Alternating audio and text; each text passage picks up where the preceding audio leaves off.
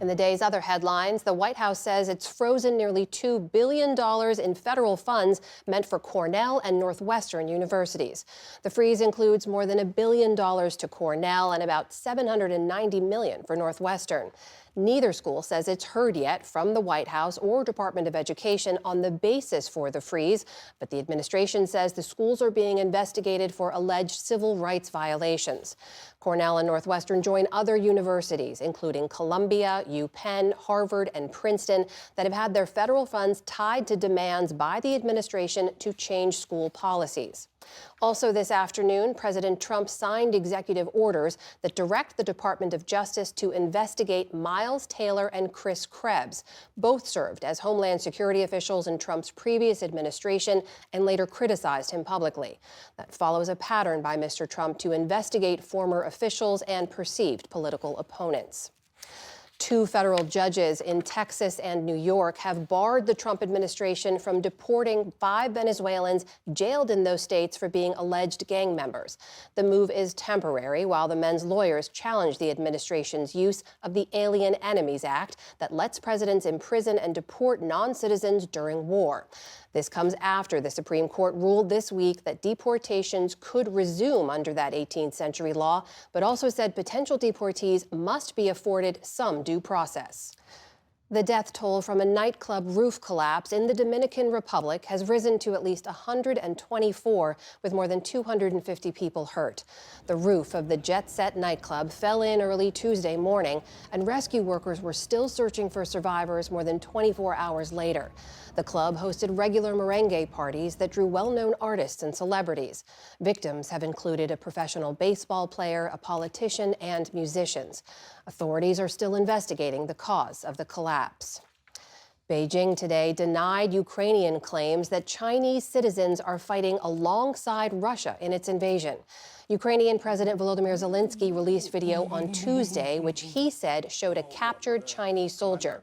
He added today that Ukrainian intelligence had knowledge of more than 150 Chinese citizens fighting for Russia. Beijing called Ukraine's claims unfounded. This statement is groundless. China's position on the Ukrainian crisis issue is clear and widely recognized by the international community. Ukraine should correctly view China's efforts and constructive role in seeking a political solution to the Ukrainian crisis. China added that it's asked its citizens not to get involved in any armed conflict, appearing to suggest that the captured Chinese joined Russia voluntarily. The Trump administration has reinstated emergency food aid to at least 6 impoverished countries. Earlier this week, the UN's World Food Program received word that the U.S. was cutting funding to help feed 14 countries. The State Department has since admitted some of those funds were cut by mistake without elaborating. Food funds to Ecuador, Somalia, Lebanon, Jordan, Iraq, and Syria were restored, but cuts will remain for war-ravaged Afghanistan and Yemen. The status of funding for 6 other unidentified countries remains unclear. And every year, the Library of Congress adds new songs, albums, and sounds to its National Recording Registry. This year, 25 new selections join the hundreds of recordings considered instrumental to American society.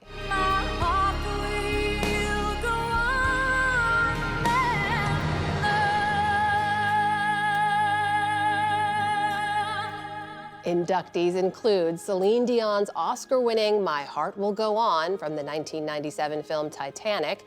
Other additions spanned almost a century, from the 1913 Hawaiian song Aloha Oe to the original Broadway recording of Lin-Manuel Miranda's Hamilton in 2015. There were less conventional inclusions, too, like music from the Minecraft video game and the Microsoft Windows reboot chime. For a full list of this year's selections, you can find them at pbs.org/newshour. Still to come on the NewsHour, a shakeup at the IRS over plans to share personal data with immigration authorities.